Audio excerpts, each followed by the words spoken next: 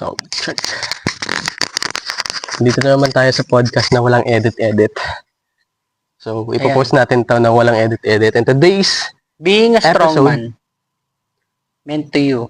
wait now. lang. Mag-intro muna tayo. Oh, sorry. Sige. So, today's episode, kaka-jogging lang namin and nagpapahinga dito. So, habang nagpapahinga, since magkwekwentuhan lang naman kami, isasama na namin kayo. Di ba? Yes. And today's episode, nag-chat kami kay Meta AI. Kilala ba si Meta AI? Si Meta AI. So, sa hindi pa nakakilala kay Meta AI, chat nyo siya sa Messenger.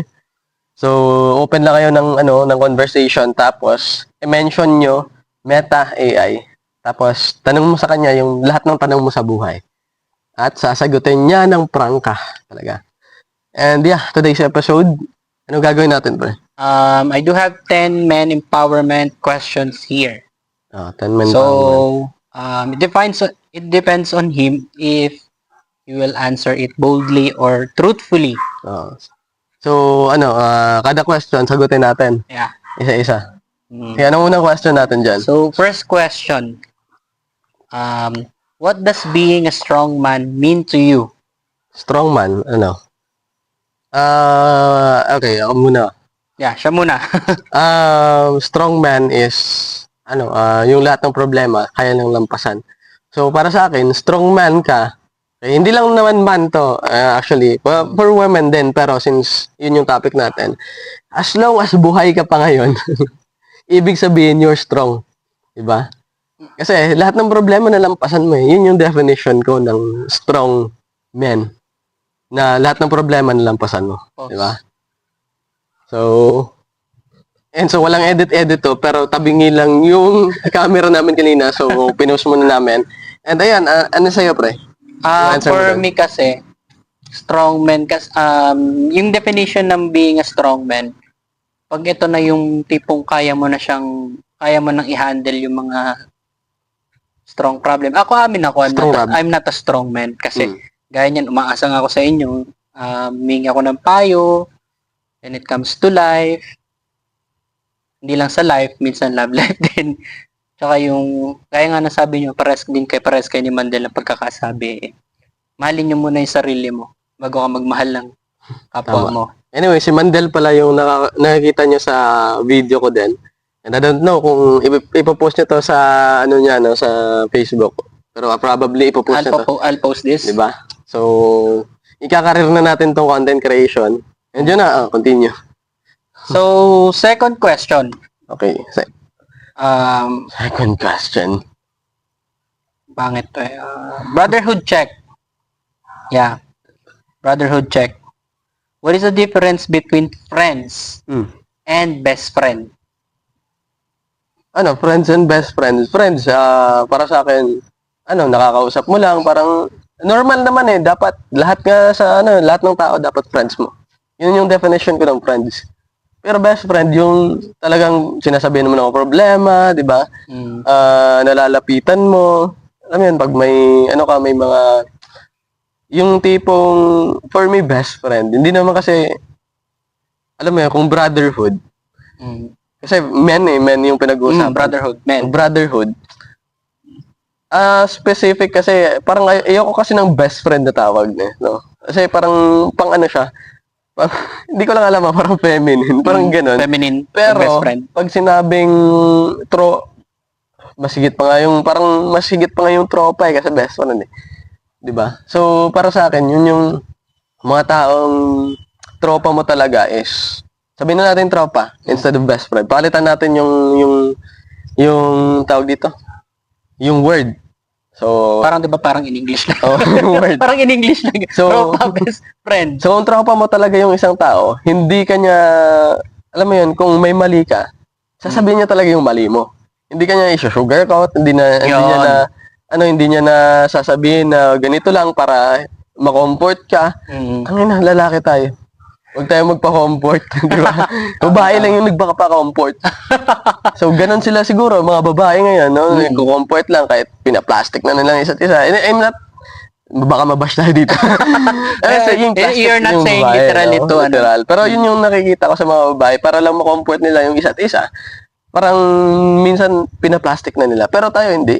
No. Pag pag lalaki, Ibang lalaki. pag masaktan ka, bahala ka diyan, masaktan ka. Sasaktan, hingi ka sa akin ng advice, sasaktan ka. Sasaktan ka pa lalo. Ganun po Ganun. sila. Ganun po sila pares. Ayun. Hindi, pares kayo ni Mandel, 'di ba? Ganun kayo. Sasaktan niyo pa ako. Sa'yo, anong definition For mo ng friend? me kasi, brotherhood, friends, at best friend. Kasi ako, isa lang ang best friend ko talaga. Isa lang ang naging best friend ko sa talang buhay ko. Well, nagkasala pa ako sa kanya noon. Kung mapapanood man niya to, mapapanood man ng asawa niya to, well, nagsisi ako doon pare. Pinagsisihan ko yun, yung kasalanan ko na yun. Hanggang sa na-block niya nga ako sa Facebook eh. Mm. Pero sana kung mapanood man niya to, dumating man yung oras na mapanood niya to, sisi ako doon pare. Maraming salamat sa lahat ng napayo niya sa akin. Kasi best friend, hindi, best friend ko kasi siya talaga since college. Oh. Best friend ko siya. Shoutout sa iyo, Jomar. Pasensya na talaga pare. Hanggang sa nagkaanak na siya ngayon, Mm. hindi na kami, until now, hindi na kami nagkakausap. Pero ang definition ko kasi ng best friend tsaka friend, sa ngayon, ang best friend ko, kayong dalawa ni Mandel. Mm. Kasi nandiyan kayo, in times ng talagang lugmok ako, nandiyan kayong dalawa, nahingin ko kayo ng ng payo. Even your girlfriend, si Jerilyn. Kung mapapanood man niya to, shoutout sa iyo, Jerilyn. Thank you so much. Kay Nina din naman, sa asawa ni Mandel, kay Nina Cervantes. Shout out. Shoutout sa iyo, Nina. Minsan tinatanong niya din kasi ako eh. Sinasabi niya na bakit hindi daw ako pumupunta sa bahay nila pag nandoon siya. Nahihiya ako. Mm. Kasi mag-couple na sila, pre. Mm. Hindi yung tipong na parang nandoon ako palagi, 'di ba? Even though na magkaibigan kami ni Mandel, nahihiya pa rin ako sa iyo. Pero basta ang definition ko talaga ng best friend at friend. Best friend is talagang tinitake care yan. Yung friends, pass by lang yan eh. Mm. Pass by lang siya. Yung best friend, nandiyan yan. In times of trouble mo, in times of down na down ka talaga sa buhay. Hindi kayo sugarcoat niyan. Tama. Walang sugarcoating. Ayun, mga viewers natin, di ba dito? Pag na-meet nyo kami, automatic friend na talaga tayo. Friends, Di ba? friends tayo. So, wag kayong mahiya. Well, syempre, hindi pa tayo sikat na. Pero Hindi pa pag tayo sikat. well man lang, kahit hindi kayo mag-comment dito, tapos napanood nyo tong video na to, just say hi, no? Baka may tagali pa dito na viewers natin. Di ba? So, yun. Yun lang. Number 3. Number 3. Pag ganito, Ayaw niya. ganyan lang. Yeah. So, hindi nakato. So, So, yun na nga. Okay na yan. diba? Ano yan? Mm. Yan. Perfect. Yung third question. Ay. Third question na So tayo. guys, nagpalit kami ng phone. Na full storage na yung Na full no? storage Sorry. yung cellphone. Guys, mag-subscribe na kayo or mag-follow na kayo or basta para may mabili na kaming iPhone. Bagong iPhone. Bagong iPhone. Diba? Nasaan na yan? Gallery. Screenshots. Tata. Oops. Ano yun? Cancel. Okay. Yan. So, yung third question, ito. When did you realize making more money wasn't the same as feeling more fulfilled? So, parang, I-translate mo nga. anong mas importante sa'yo? Parang iaano ko eh. Oh. Anong mas importante sa'yo? Oh. Pera o kaligayahan? Pera. Why? Kasi kayang bilhin, for me, maraming nagsasabi, siguro mababash na lang tayo na to, or may magko-comment naman dyan na hindi, mali tayo. Pero, or mali ako. Sige. Pero, for me kasi, kaya ko kasing bilhin yung kaligayahan ko. Tangina, Pero ano yung sinasabi nila na not money money cannot can't buy happiness. happiness. Oh, yun Yun. paano yun? Pag money can't buy happiness, yung mga nagsasabi nun, wala lang kasi silang pera. Baka mabash tayo dyan. Di ba? Mag-comment dyan, pero most of the time, yung nagsasabi nun, is either wala lang talaga silang pera, or yung mga bilyonaryo na talaga. Na may pera na talaga.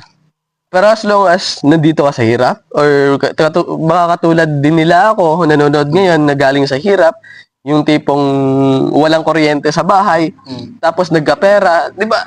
Sobrang fulfilling nun. So, for me, I can buy happiness. Pag nakikita ko yung nanay ko, nabibigyan ko ng pera, ang saya ko na din.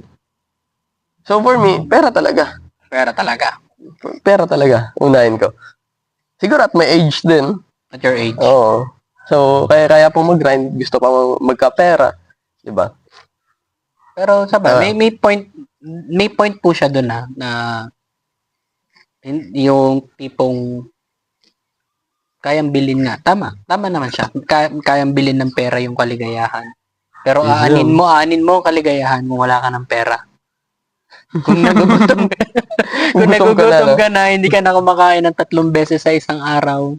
Isang beses na lang, no? Isang beses ka na lang Minsan kumakain. wala nga eh. Tubig na lang. Well, for me ngayon, isang beses talaga ako nakain. Or minsan twice.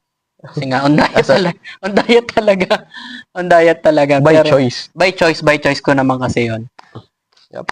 Pero, yun Sa'yo? nga, for me, both kasi kailangan siya eh. Kailangan mo ng pera, kailangan mo ng happiness. Pag wala yung isa, wala rin yung isa.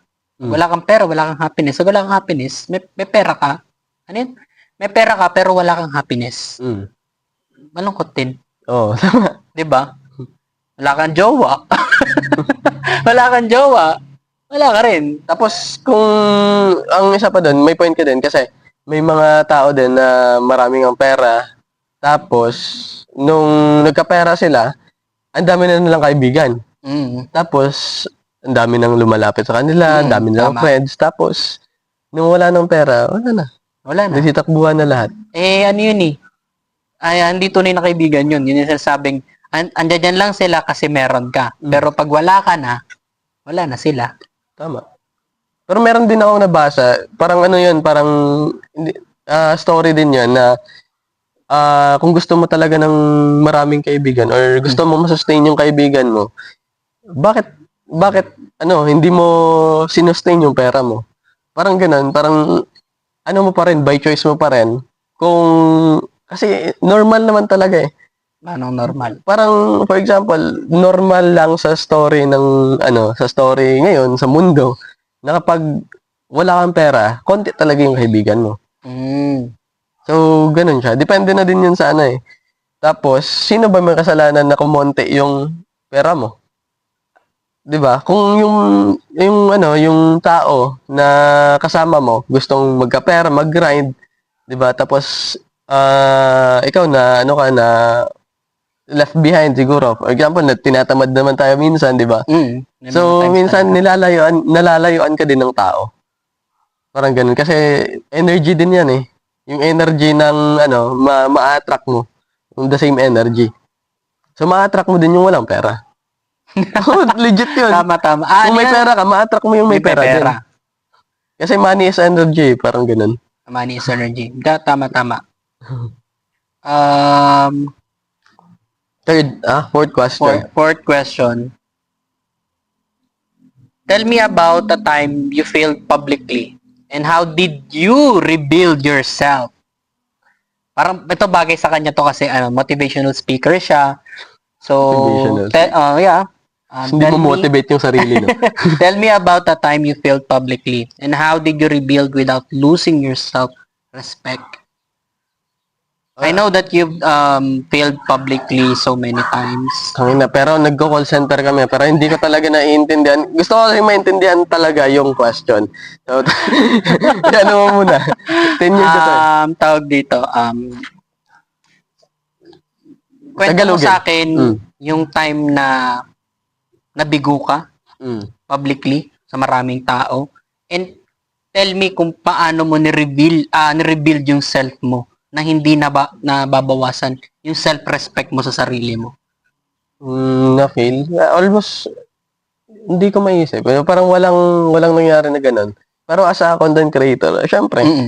Content creator ka yun. As a content creator, kasi yung goal ko is dumami yung follower. Syempre, stepping stone, 50,000, 100,000 followers. Pero talaga hindi umangat yung followers ko. It's a failure already, no? Diba? So, paano ko iaangat yung sarili ko ulit para ma-motivate? Paano nga? 'Di ba? Kasi hindi tumataas yung followers ko eh. Mm. Tinanong ko lang yung sarili ko, ano ba yung gusto ko? Dumami yung followers at kumita ng pera sa pagko-content? Or gusto ko lang mag-content kasi masaya ako doon? Sabi ko, gusto ko lang mag-content talaga. Kasi So, doon ka mag-video. masaya. Oo, doon ako masaya. Bahala na. And yun, natutunan ko din na most of the time, maraming, kahit saang industry ka, basta gustuin mo yung ginagawa mo, consistency. Pag gusto mo kasi yung ginagawa mo, magiging consistent ka doon. Mm. Kasi gusto mo na siya. Just like sa babae. Di ba? Pag nililigawan mo siya. Pumasok na naman tayo dyan sa babae. Okay? Pag niligawan mo siya, kahit pag gusto mo talaga siya, kahit pinapa-wait ka niya, maghintay ka. Okay. Pero dapat may gawin ka din. Kasi minsan naman kasi ang panliligaw, bakit nyo pa patatagalin kung pares nyo ng gusto ang isa't isa? Oo, tama. O, Sa panliligaw yun. mas panliligaw yun. Hindi nga so, yun nga yun yung pinaka-field mo na yung sa followers mo. Pero yun, sabi ko, gusto ko talaga mag-content eh. Mm. And good thing ngayon, ito share ko lang sa inyo, malaki good thing ngayon kasi meron ng TikTok affiliate. TikTok affiliate, kahit konti yung followers mo, 600 followers ka pa lang, and magpo-post ka ng product, syempre makikita ng tao, pwede na lang bilhin, di ba? Tama. So, pwede yung pagkakitaan yan. So, follow nyo na po siya. JR Moncada. Tama, yun yung mo, di ba? Sige, next question. Namatay po. Namatay yung no. Pero ito, popost natin to sa account mo, yung full video. Tapos, yung sa akin naman, yung cut nito. Okay. Pero ang sa akin ng full video. yung full video, walang edit-edit to. Walang edit-edit. Kasi gusto ng tao ngayon, marami na sa mundo ngayon, AI na, di na alam kung fake ba yung video or hindi. So, sa akin nila hanapin yung tunay na video. sa atin nila hanapin yung tunay na nangyayari sa mundo. Kasi gusto ng tao yun ngayon yung authentic na. Authentic. Oh. Yeah, parang si Lance, no? Kaya, pumasok na naman sa si Lance. Hindi. Intro nga. This is Lance! Ngayon, intro natin? This is Kurt. And this is John. Anyways. Corny, no? Ang corny po. Next question na tayo. Umiinit na, no? Okay. Parang ito maganda to. Well, maganda talaga tong na to. Final question para po sa kanya. The Quiet Battle.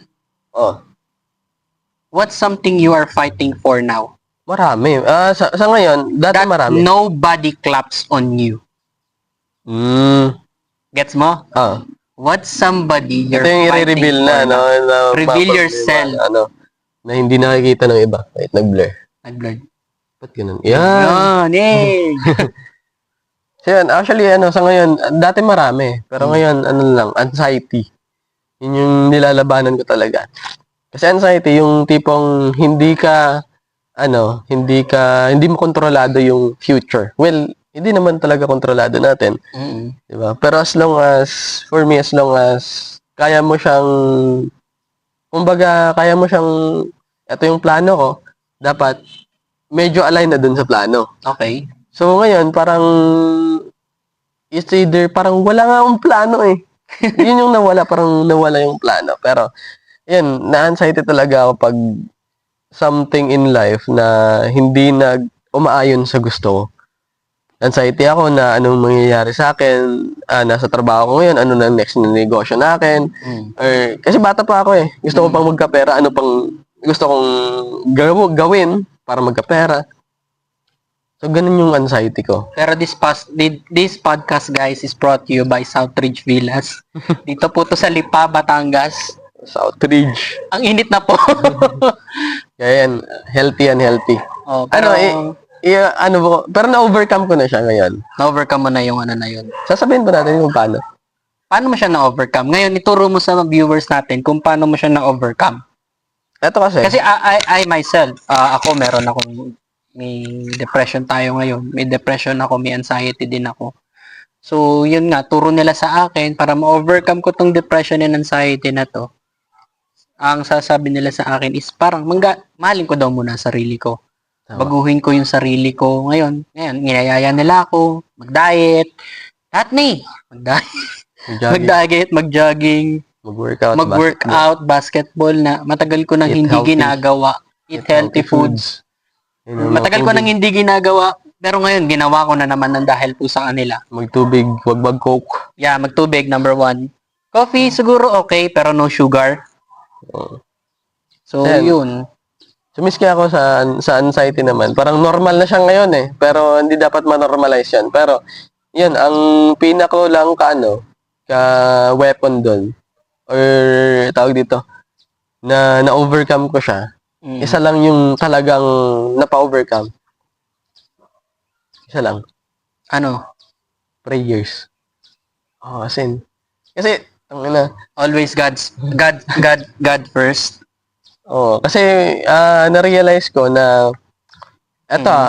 hindi ko alam kung nanonood dito atheist or wala kang religion or wala akong babanggitin na religion dito. Eh, walang religion. Pero- Pagkakatalo-talo tayo kasi dyan pag religion ang pinag-usapan. Pero do we believe na merong higher creation yung Yes. nag-create sa atin ito?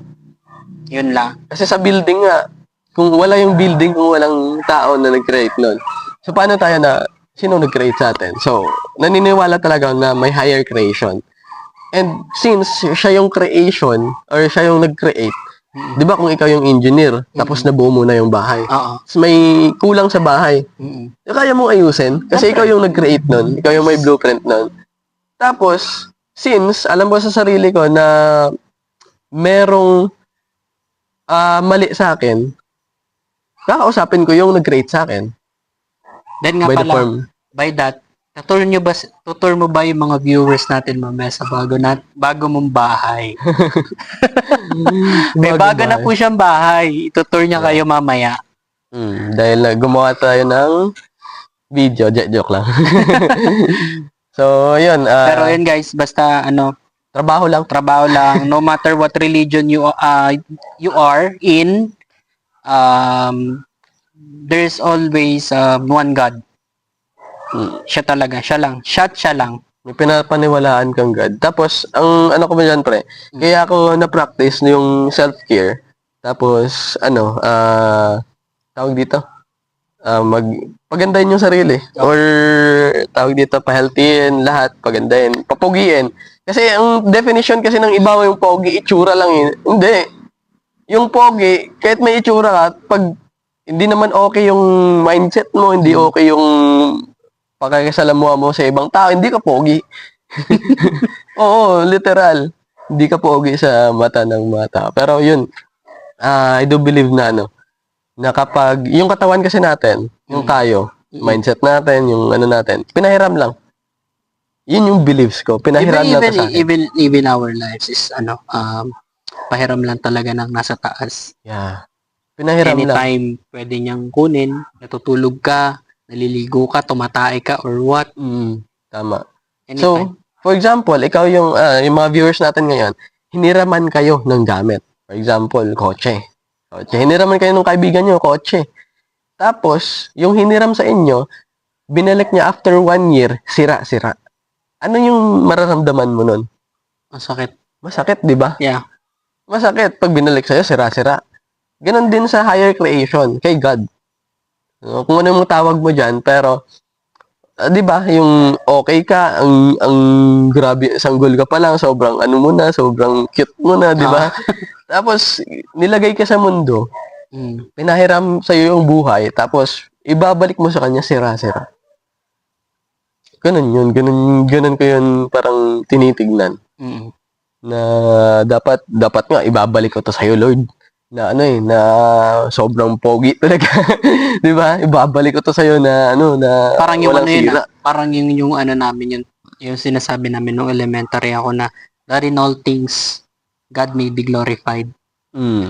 Yeah, natanda ko pa elementary pa ako. Anong version? No, it's nasa yun nasa San Beda ako noon, pre. Yun yung namin. Yeah, graduate Mayaman ako. Graduate pala tayo ng San Beda. Yun yung namin pag tinabi ng ng mga teachers namin that in all things God may be glorified ang sa kanya lahat ng kapurihan. Yeah.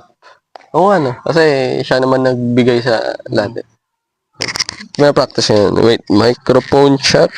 Check mo muna. Okay pa yung akin. Okay pa. Okay pa naman. Then, pumipitik pa. Pumipitik, Ayan, pumipitik pa. Pumipitik pa, guys. Kaya pa yan, 10. So, pakilan na tayo. Number ano? Last question na yun eh. Naka 5 questions ka lang. 5 question lang. Kasi yung iba not relevant naman kung tutuusin. Not relevant na eh.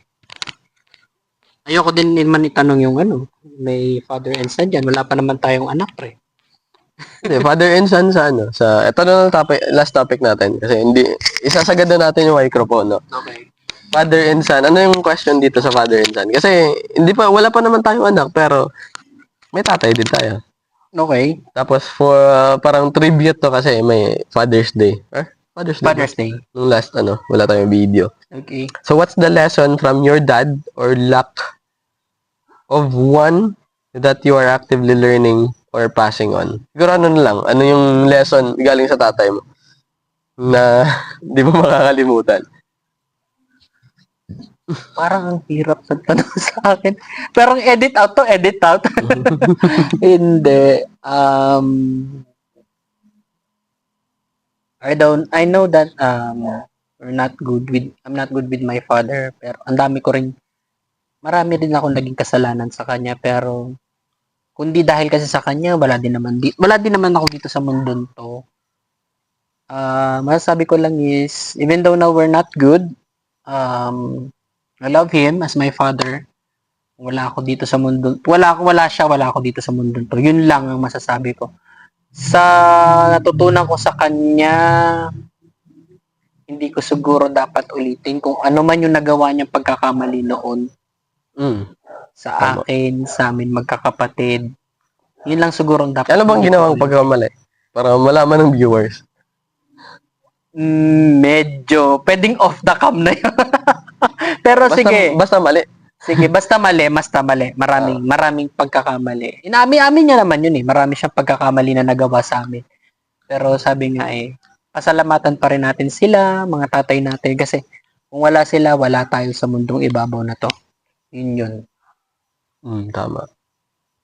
Sa akin naman, pag, yung tatay ko kasi hindi pala, yung story niya palagi, yung buhay niya lang, na nabuhay siya. Pero, yun, actually, dati, nung hindi ko pa alam kung anong purpose, talaga ako, parang may hate.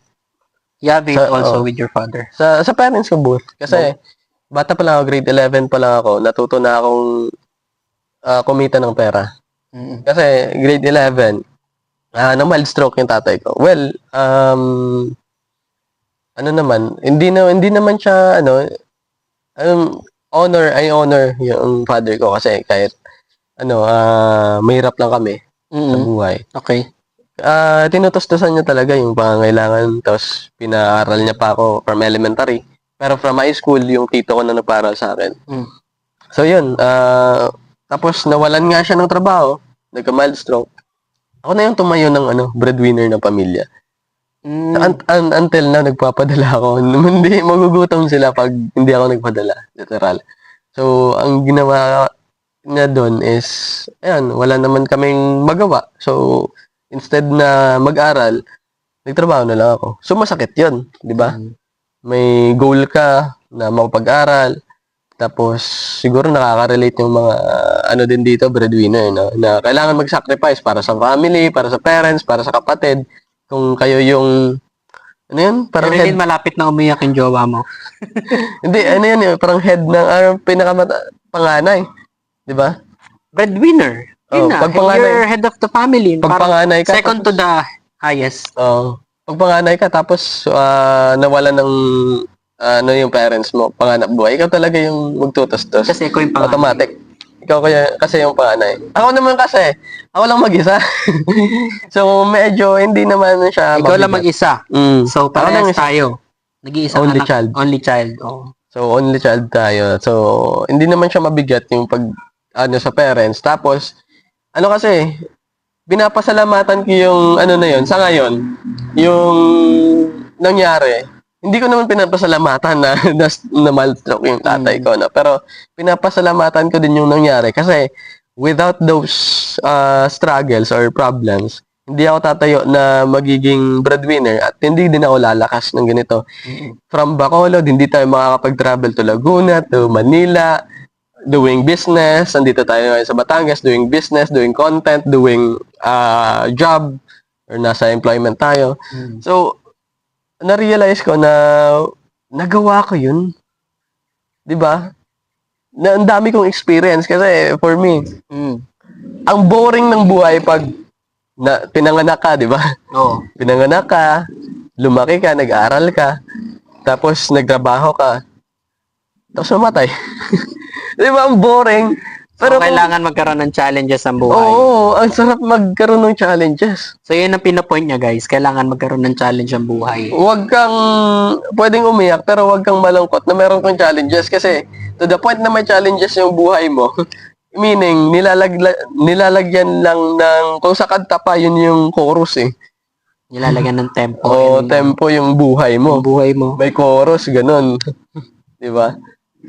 Sarap ng buhay pag may mga struggle. Well, mababash na naman tayo dyan. Yung struggle, punong-puno na ako ng problema dito. As long as kakayanin mo yan. Yes. Kakayanin mo yan. So, wala man lang bola ngayon. Hindi kami nakapaglaro ng basketball, pero May podcast. may podcast. Pero yung legit pero nagpapasalamat talaga kami sa nakaabot dito. Walang edit-edit to. Tapos pinanood nyo to hanggang dulo. Grabe. We are so much happy and grateful, no? Sa manonood. At sana mag-comment ka kung natapos mo tong video na to. Kasi, di ko alam pero alam mo yun, papanoorin tayo 30 minutes na siguro. 30, Magsuspend sila ng time. Sino ba naman kami? Para ipag-spend nyo ng time. 30 minutes naman. Diba? Sino ba naman kami? Pero if you do, tapos natapos mo tong video na to, if you want more, you can just follow, comment down below. Tapos, kung siguro mako-content pa natin yung comment nila. So, para ma-shoutout din namin kayo at i-mention kung gusto nyo i-mention. Mention. Pero sino ba naman kami? Hindi naman kami sikat na. Pero, Hindi naman tayo sikat. Hindi tayo si Diba? Zainab or sa Ivana. Si Lance. This is Lance. diba? Diba? So, yun na naman guys. Sana may natutunan kayo sa episode na to and i-upload to kay Kurt. So, may shoutout ka ba? Shoutout. Shoutout sa'yo, Mandel. Hindi ka sumama, madaya ka. Pero pagaling ka, pre. Shoutout sa GF ko. Sherilyn Era, no? Proud tayo dyan. And she's doing content na din also. Sana panuorin mo din to hanggang dulo para malaman mo na sina-shoutout kita. Ay, yun eh. Diba? So, kailangan mo itong panoorin. Pag hindi mo pinanood to hanggang dulo, walang shoutout. Diba? So, yeah, thank you so much for watching, guys. Until the next episode. Comment kayo kung ano naman yung pag-uusapan natin. Baka malaman natin yung topic nyo dyan. But yeah, that's it for today and See you until next week. see you. Yan. Hindi ko abot, pre. Abot